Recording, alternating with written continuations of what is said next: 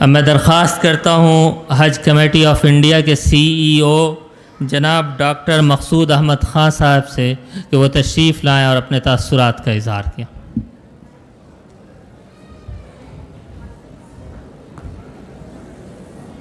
अस्सलाम वालेकुम मोअज़्ज़िज़ हाज़रीन और इज़्ज़तमाब बच्चों, हाफ़िज़ कुरान का ये मजमा अल्हम्दुलिल्लाह बायस बरकत और काबिल तारीफ़ है। मैं मुबारकबाद देता हूँ सभी ज़िम्मेदारान को जिन्होंने ये मुकाबला और एक मुज़ाहरा यहाँ करवाया।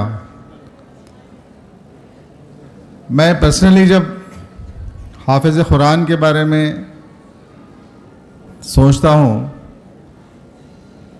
तो उनकी तालीम और फ्यूचर के लिए दो बातें जहन में आती हैं। अल्हम्दुलिल्लाह जो भी बच्चे हिफ्ज़ करते हैं अल्लाह ताला के फजल करम से और कुरान की बरकत से उनका हाफिज़ा तेज़ हो जाता है, जहन तेज़ हो जाता है। लेकिन हिफ्ज़ करने के बाद ज़र माश का मामला होता है। जो हिफ्ज़ किया है उसको समझने के लिए हिफ्ज़ करने के बाद आलिमियत का प्रोविज़न है। बहुत बच्चे आलिमियत में जाते हैं, जो नहीं जाते या नहीं जा पाते तो उनका जो याद किया हुआ हिफ्ज़ है वो भी डामाडोल हो जाता है, दौर नहीं होता और याद नहीं रहता। तो एक मरहला ये है कि उसको कैसे याद रखा जाए कंटिन्यूसली, और उसको जो पढ़ रहे हैं जो याद है उसको कैसे समझा जाए।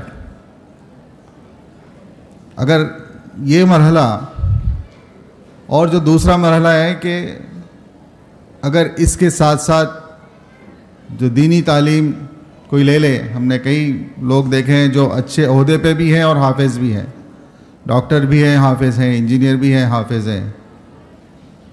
तो दीनी तालीम को भी अगर साथ लेना है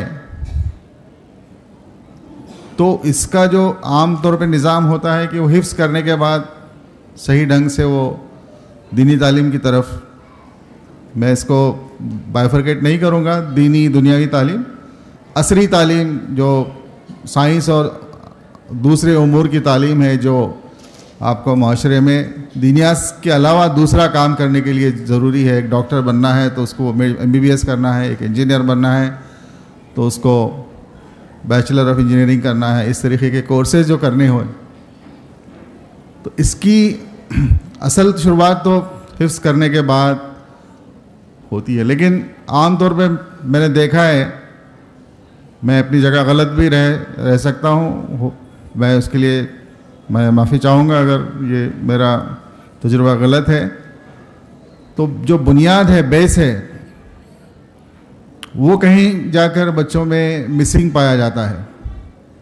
एक बच्चा जो हिफ्ज़ कर रहा है 2 साल 3 साल 4 साल वो हिफ्ज़ के लिए लगाता है, तो उस दौरान साथ ही में अगर वो इन दोनों मरहले की भी कुछ थोड़ी तालीम कर पाए, ऐसी कोई तरतीब अगर हम कर लें तो ये विन एंड विन सिचुएशन होगी।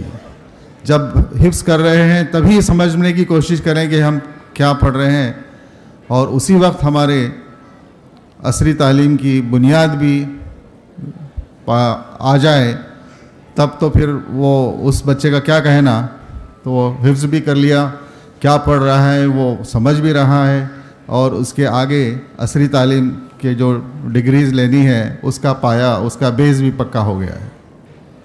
ये एक ख्याल दिल में आया। आप सब इसके ज़िम्मेदारान हैं, बड़े बड़े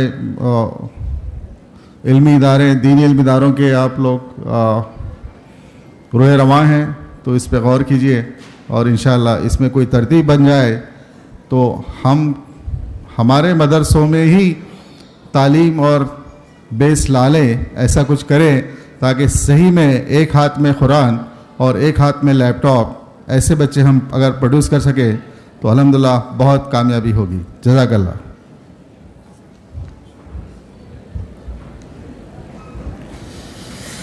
वाकई डॉक्टर साहब की तजवीज़ काबिल गौर ही नहीं, काबिल अमल भी है, और बाज़ कोशिशें इस तरह की हो रही हैं